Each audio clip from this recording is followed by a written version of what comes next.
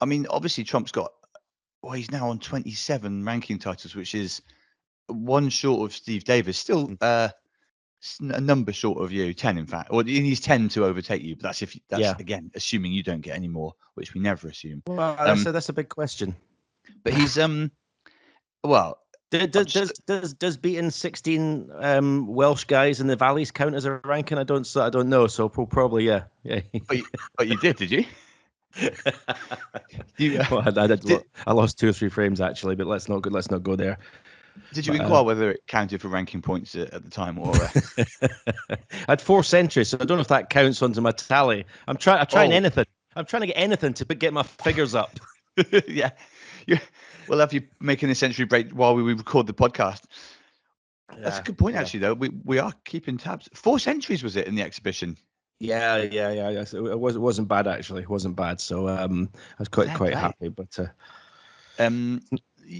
Trump is easily the youngest guy on this sort of list of the top ranking winners, which obviously makes you think. I mean, he's to have 27 at this stage is quite something, more than Williams, for example, who started 15 years earlier.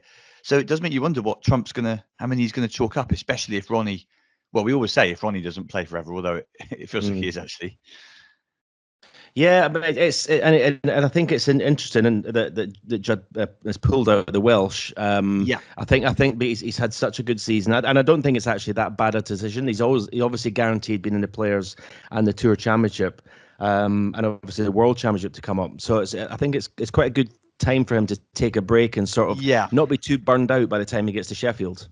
Yeah, because that's got to be the only risk really. The sheer amount of stuff that they're playing now, and I suppose it's a weird thing because the Worlds is where it is in the year. You've played a hell of a lot of snooker by that point, I guess. So must be Ronnie's thinking as well. You want to be right for the really big one. Absolutely, and let's not forget the top players. They're going to Saudi Arabia and then straight to China, pretty much straight after, before they come back for the Tour Championship and the World. So there's even though it's literally the best part of a couple of months to the end of the season, there's a lot of snooker crammed into that. Yeah. And it is these big ones that count in the end, I suppose. Judd he's not won as many Triple Crown events as Robertson or Williams or Selby. So even though he's got more ranking titles, he's not quite up there in the conversation. Maybe he would love some of the really big ones, another Worlds, presumably. But most definitely, I think he's got his eye on the World Championship this year. He's only won it once. He's had a lot of good performances there, but for someone of his sort of winning habit, I think that's the one he's looking for, and I think he's going to tailor the rest of the season towards that. Yeah, hard to blame him, really. It does feel like that would complete an amazing season for him. Yeah, and it's interesting, isn't it? You can, I suppose the number of World Championships is one of the things that you're remembered for, really, despite all these tournaments and all these statistics. Yeah, I mean the Triple Crown events are important to tally up your season. I think when people talk about GOATs and legends of the game, I think in every sport, I think golf's the same. They talk about it in terms of how many majors they've won. And I think although Judd wins just that one world title the rest of his career, but he wins 50 ranking tournaments, I'm sure he'll be very, very bloody happy with his career.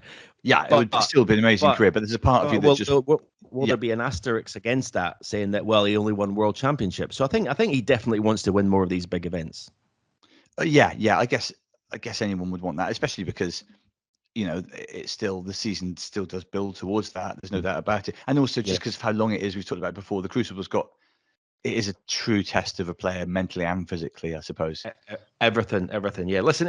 He's already, alongside the likes of Selby and Higgins, Williams. He's already one of the greatest players of all time. But the way he plays the game, but I think to cement that, for me, in my opinion, he needs to win, at least 2 or 3 more world championships, I think.